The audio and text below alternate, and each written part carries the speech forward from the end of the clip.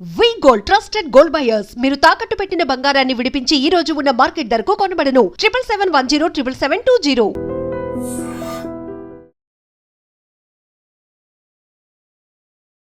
Hi hello నమస్తే welcome back to our channel. నేను మీ Vaishu. Mercy killing, కారుణ్య మరణం అంటే బ్రతికుండి నరకం అనుభవించడం కంటే మరణించి హ్యాపీగా ఉండడం మేలు అని చెప్పేసి 13 సంవత్సరాల పాటు పోరాడి ఒక అబ్బాయికి కారుణ్య మరణం ఇప్పించారు వాళ్ళ తల్లిదండ్రులు. అసలు కారుణ్య మరణం ఎవరికి ఎలిజిబుల్ అంటే ఎలాంటి సిచ్యువేషన్స్లో ఎలాంటి సినారియోస్లో ఆ పేషెంట్ని అలా కన్సిడర్ చేస్తారు అండ్ ఇంకా పూర్తిగా బాడీ మొత్తం అలా అయిపోవడానికి కారణం ఏముంటుంది, ఈ విషయం గురించి మాట్లాడడానికి ఈరోజు నాతో పాటు డాక్టర్ రంగనాథం గారు ఉన్నారు, సీనియర్ న్యూరో సర్జన్. సార్తో మాట్లాడదాం. హలో సార్, నమస్తే. ఎలా ఉన్నారు సార్? సో కారుణ్య మరణం అంటేనే ఉన్నా లేనట్టే ఉన్న మనిషిని మరణిస్తేనే బెటర్ అని చెప్పేసి పంపిస్తే చాలా బాగుంటుందని సుప్రీంకోర్టు దగ్గర వెళ్ళి కోరుకొని ఆదేశాలతో జరుపుతారు. బట్ అసలు అలా కారుణ్య మరణానికి దేన్ని చూసి వాళ్ళని మనం ఎస్ ఈ పేషెంట్ ఇంకా పూర్తిగా ఉన్నా కూడా లేనట్టే అని కన్సిడర్ చేయగలం? అంటే ఈ ఇబ్బంది ఎక్కడ వస్తుందంటే, ఒక వ్యక్తి ఉన్నాడు, కారణం ఏదైనా కానీ తలకు దెబ్బ తగలడం వల్ల కానీ ఇంకేదైనా వ్యాధుల వల్ల కానీ ఒక స్టేజ్ సైన్స్ ప్రగతి ఇంత చెందినా కూడా ఇంకా నయం కాని కొన్ని సందర్భాలు ఉంటాయి. ఓకే. ఇప్పుడు నిన్న భారతదేశంలో సర్వోన్నత న్యాయస్థానం సుప్రీంకోర్టు వారు గద్గద స్వరంతో బాధపడుతూ ఇచ్చిన ఈ మైలురాయి తరతరాల భారతదేశం యువకులకి వాళ్ళకి వీళ్ళకి చాలా ఒక పునాది రాయి అని అనిపిస్తుంది. Okay. Justice Pardiwala, justice Viswanathan నిన్న మొదటిసారి ప్యాసివ్ యుతనేసియా అంటే నిష్క్రియాత్మక సునాయాస మరణం దాన్ని గ్రాంట్ చేశారు. దీన్ని వెనకుండే కారణం ఏమిటంటే, ఇది ఎప్పటి నుంచో ఉంది, 2011 నుంచి ఉంది, ఇదేదో ఇప్పుడు వచ్చింది కాదు ఇది. అయితే న్యాయ వ్యవస్థ కూడా ఏమిటంటే కాలగమనంలో కూడా వచ్చిన మార్పులకు అనుకూలంగా చేసిన పరిస్థితి నిన్నటి జడ్జిమెంట్.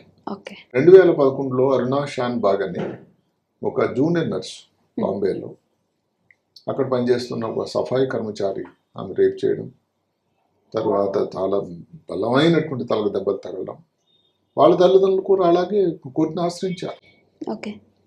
అయితే కోర్టును ఆశ్రయిస్తే వాళ్ళు దానికి ఒప్పుకోలేదు. 2011 మాట. అయితే అప్పటి నుంచి కూడా చాలామంది న్యాయవాదులు తర్వాత జడ్జిల తాలూకా మధ్యలో ఇది విషయం నడుస్తూ ఉంది. 2018లో కామన్ క్లాజ్ అని ఒక విషయం వచ్చింది. అంటే ఇలాంటి విషయాలు ఉన్న వాళ్ళ కోసం ఇంకొకసారి ఆలోచన చేయాల్సినటువంటి సమయం వచ్చింది సుమా. న్యాయ వ్యవస్థ దానికి అనుకూలంగా మారాల్సి ఉంటుందేమో అని. ఇప్పుడు మనం నిన్నటి కేసు గురించి చూసుకున్నట్టయితే, ఒక స్టూడెంట్ పంజాబ్లో 4వ అంతస్తు నుంచి పడిపోయాడు అక్కడ. తర్వాత అతనికి బ్రెయిన్లో డీప్ యాక్సోనల్ ఇంజరీ అంటాం. అంటే డీప్ యాక్సోనల్ ఇంజరీ, యాక్సోన్ అంటే ఈ రెండు నరాలు, న్యూరాన్స్ కణాలకు మధ్యలో ఉండేటువంటి వ్యవస్థ, సమాచార వ్యవస్థ. అది డీప్ యాక్సోన్. బ్రెయిన్ లోపల ఉండేటువంటి ఈ యాక్సోన్స్ అన్నవి ఏదైతే ఉందో సమాచార వ్యవస్థకి వెన్నుగు లాంటివి, అవి డ్యామేజ్ అవుతాయి. అంటే గత 13-14 సంవత్సరాల నుంచి కూడా అలాగే ఉన్నటువంటి వ్యక్తి కళ్ళు తెరిచి చూడడం తప్ప ఏది కూడా మన మాటలు అర్థం చేసుకునే పరిస్థితి, గాలి తీసుకోవడానికి ట్రకాస్టమీ, ఫీడింగ్ కోసం పెగ్ ట్యూబ్ అని ఇది పెర్కుటేనియస్ గ్యాస్ట్రాస్టమీ అని ఒకటి. దీని నుంచి తల్లిదండ్రులు ఇద్దరు కూడా సతమతం అవుతున్నారు, ఫినాన్షియల్ గా ఇబ్బంది పడుతున్నారు చాలా. అదే కాకుండా భారతదేశంలో చాలా ముఖ్యమైనటువంటి వైద్య సంస్థలు ఎయిమ్స్ ఢిల్లీ, విజయ Chandigarh, Loknayak hospital, RML hospital, Ram Manohar, ఇవన్నీ హాస్పిటల్ కూడా సందర్శించి కూడా ఎక్కడ కూడా ఈ వైద్యం ఇంతకంటే లేదు. వారు 2024లో 23లో ఢిల్లీ హైకోర్టుని ఆశ్రయించారు.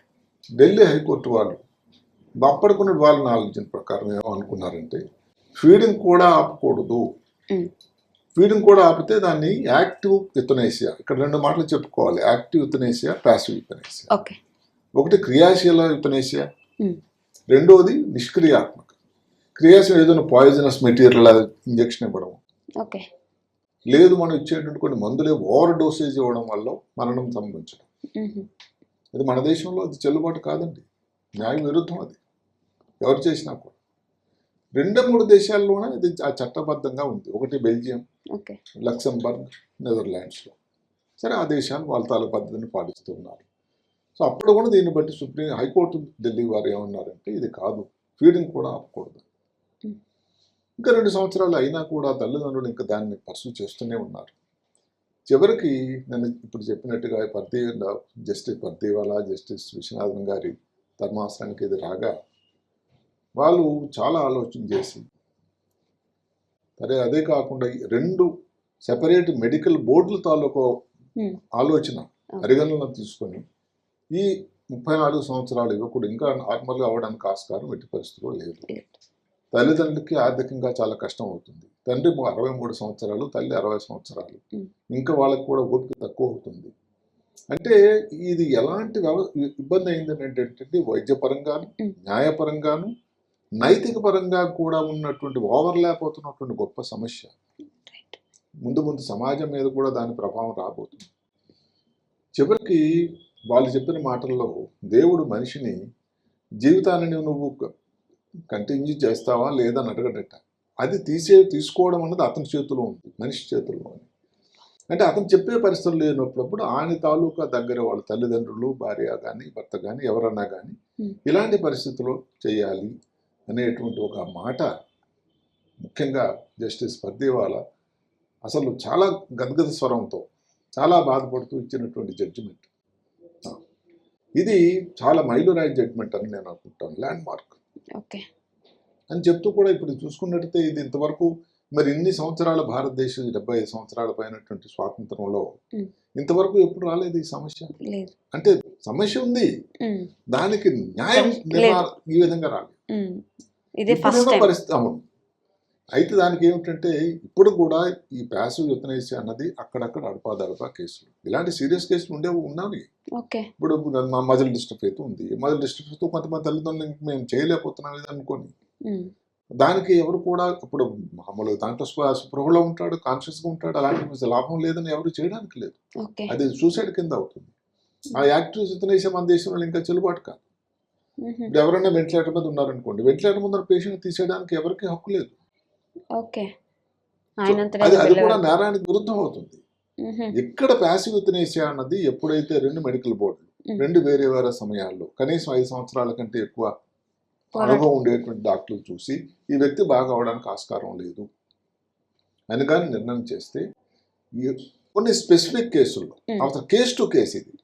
అది ఒక రూల్ ఇంత చేయలేదు, ఇంత చట్టం ఎలా చేయలేదు, ఇంకా ఎవరికి వచ్చినా చేసేయచ్చు. దానివల్ల దాన్ని మిస్యూజ్ అవ్వడానికి ఆస్కారం, అబ్యూజ్ అవ్వడానికి ఆస్కారం. ఓన్లీ కేసు టు కేసు అక్కడ న్యాయమూర్తుల తాలూకు ఆలోచన బట్టి అది ఏదైతే 2 మెడికల్ బోర్డుల తాలూకు ఆలోచన బట్టి అని వాళ్ళు ప్యాసివ్ యుతనేసియా అనేది దాన్ని చేశారు. ప్యాసివ్ యుతనేసియా అంటే ఏమిటి? ఇప్పుడు లైఫ్ సపోర్టింగ్ సిస్టమ్ తీసేస్తారు, ఫీడింగ్ అనుకున్నది ఆపేస్తారు. అలాగని death with dignity, mercy killing అన్నది ఆర్టికల్ 72 అయితే death with dignity, right for death, right to live అని ఏదైతే ఉందో అది ఆర్టికల్ 21. అది కూడా అప్లై అయిందండి. అది వచ్చి వారు చెప్పడం కూడా అందుకని ఏం చేశారు, ఢిల్లీలోని ఎయిమ్స్ సంస్థకి వారు ఆదేశించారు, మీరు పాలియేటివ్ కేర్ ఏదైతే మామూలు నొప్పి ఉంటే నొప్పి కోసం, జ్వరం ఉంటే జ్వరం తగ్గడానికి కోసం ఇలాంటి మందులు తప్ప లైఫ్ను ప్రొలాంగ్ చేయడానికి చేసేటువంటి వైద్యం ఏది చేయకండి. అలాగనే పేషెంట్ ఎట్టి పరిస్థితులు కూడా నెగ్లెక్ట్ చేయకూడదు. మీరు పాలియేటివ్ కేర్ వార్డులోని ఉంచి అన్నాలు ఉంటే అన్నాలు దానికి వైద్యం చేయండి. ఈ విధంగా డెత్ విత్ డిగ్నిటీ అని ఎయిమ్స్ వారి మేనేజ్మెంట్కి ఆదేశం ఇచ్చారు. సో నిన్న కానీ ఈ రోజు కానీ అక్కడికి షిఫ్ట్ అవుతున్నారు. ఇప్పుడు ఈ ముందు రాబోయే రోజుల్లో దాని తాలూకా ప్రకంపనలు ఎలా ఉంటాయి సమాజం? ఒకటి లివింగ్ విల్ అని ఒకటి వచ్చింది, అది ఇంకా చాలా ఉపయోగకరం అయ్యేటట్టుంది.